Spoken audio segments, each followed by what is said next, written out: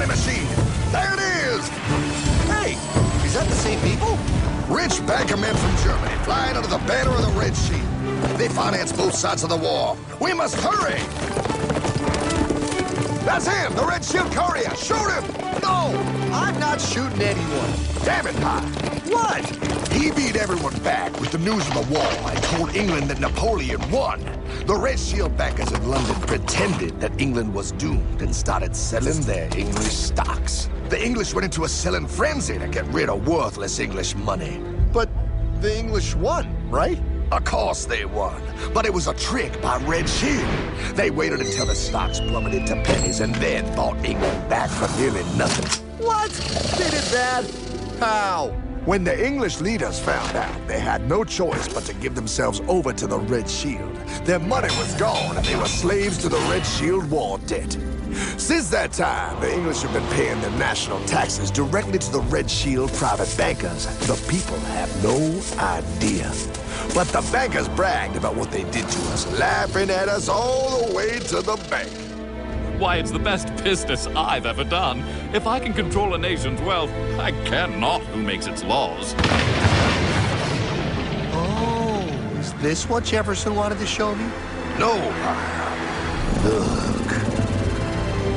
They're in America, too? The Red Shield banks are here, Pie. Seeking a way to conquer our American dream. The dream you have, Pie. The dream of free men. They tried to take over our country many times and failed because Jefferson and the Patriots vowed to stop the evil tyrants at all costs. By authority of eternal God, he would not let the bankers win here. To preserve our independence, we must not let our rulers load us with perpetual debt. We must make our choice between economy and liberty or profusion and servitude. Wow. I place economy among the first and most important of Republican virtues, and public debt is the greatest of the dangers to be feared. It is incumbent on every generation to pay its own debts as it goes. We must have a central bank to secure this country's finances. If the American people ever allow private banks to control the issue of their money, first by inflation and then by deflation, the banks and corporations that will grow up around them will deprive the people of their property until their children will wake up homeless on the very continent their fathers conquered.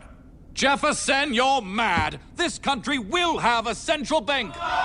Who's that? America's first Secretary of Treasury. Alexander Hamilton? Not for long. Aaron Burr, Thomas Jefferson's vice president. They didn't take too kindly to our first Sec Treasury.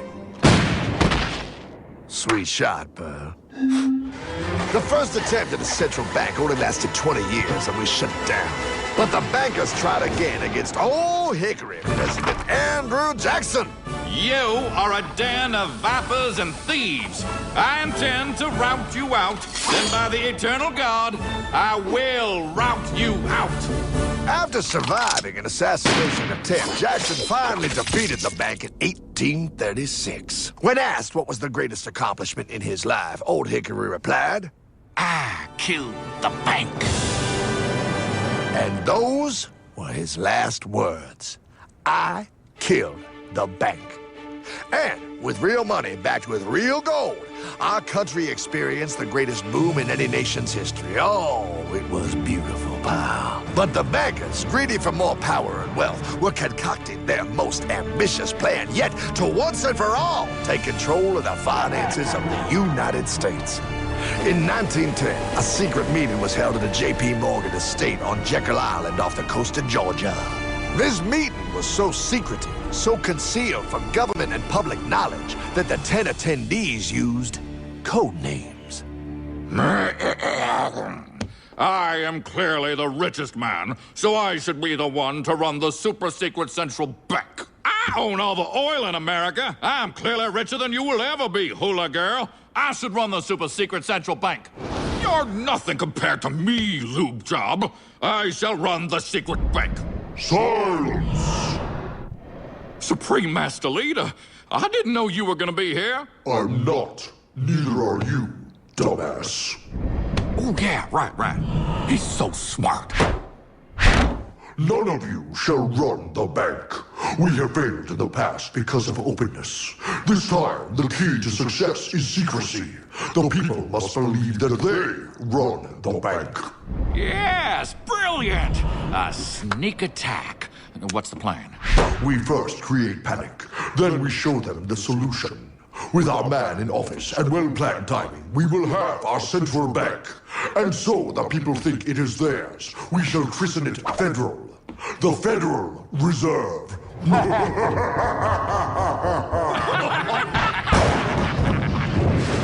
They struck on December 23rd, 1913. When most of our Congress were at home eating fruitcake, these bastards, I mean bankers, presented their treasonous act to their newly elected accomplice, Woodrow Wilson, who had fortuitously already agreed to sign it before he was even elected.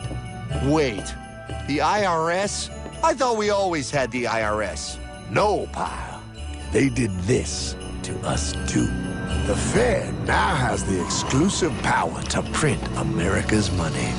They loan this money to our banks and our government at interest, putting immediate debt on our own money, printing more and more, so each dollar they print becomes worth less than the one before.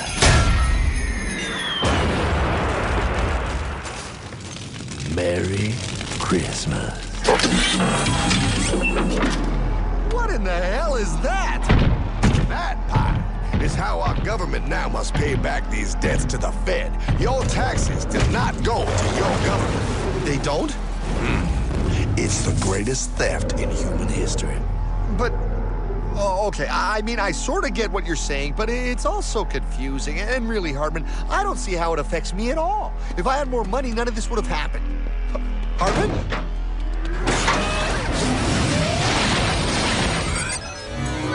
1955? Wow, what are we doing here? Oh, a little bit of shopping. Here, hold this. Gallon of gas, 23 cents. Postage stamp, 3 cents. Ounce of gold, $35. Hot baby, priceless.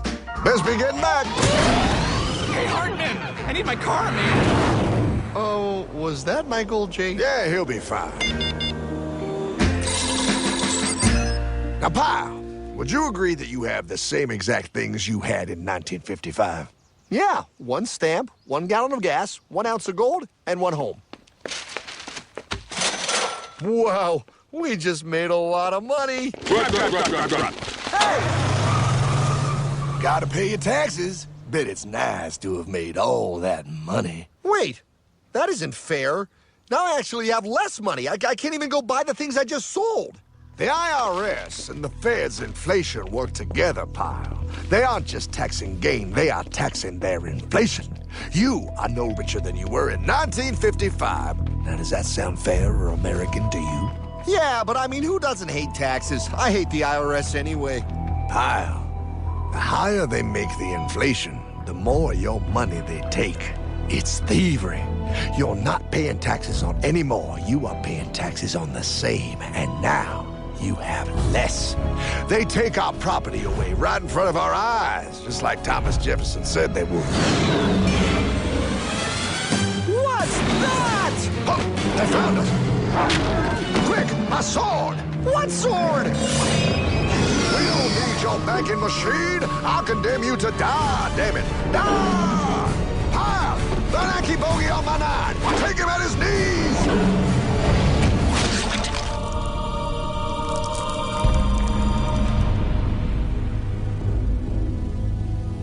For we are opposed around the world by a monolithic and ruthless conspiracy that relies primarily on covert means for expanding its sphere of influence.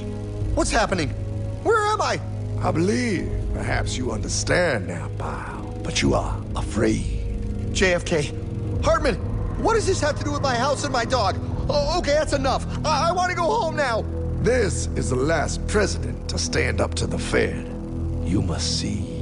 On June 4, 1963, President Kennedy signed Executive Order 11110. This executive order empowered the U.S. Treasury to issue real money without the Fed. It would have worked. Kennedy's plan to dismantle the Federal Reserve machine had begun. But 6 months later, John F. Kennedy went to Dallas and never returned. No way. No way they could do that. The new president, Lyndon Johnson, threw out Kennedy's order. And since JFK, no president has dared confront the secret powers behind the Federal Reserve. They consolidate bigger and bigger banks, print more and more money, accountable to no one, decimating our nation's wealth for the benefit of a few. Why? Why do this? If they hurt us, it hurts the global bankers too. No, Pyle. They are protected. They are too big to fail. But I'm not. Those sons of bitches! Sons of bitches all.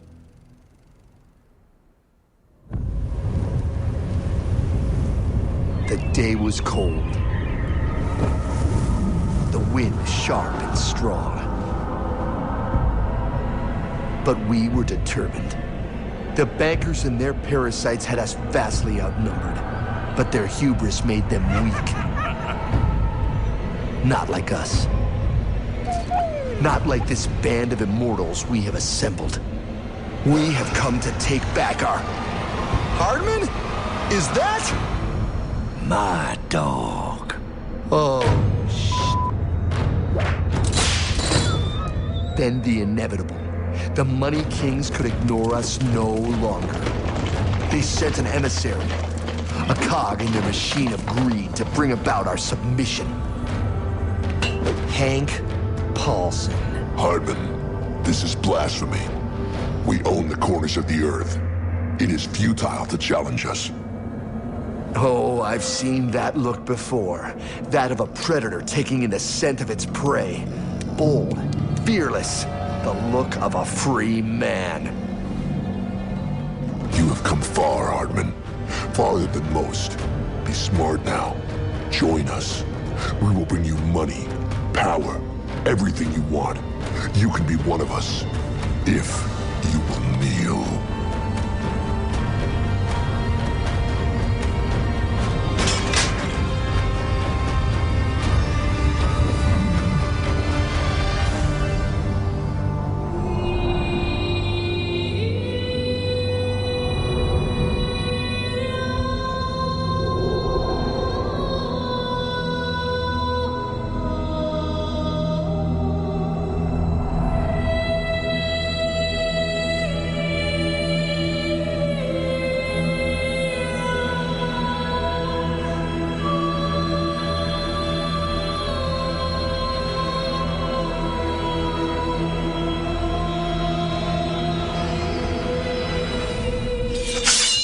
Madman. You're a madman. We're offering you everything. What do you think this is?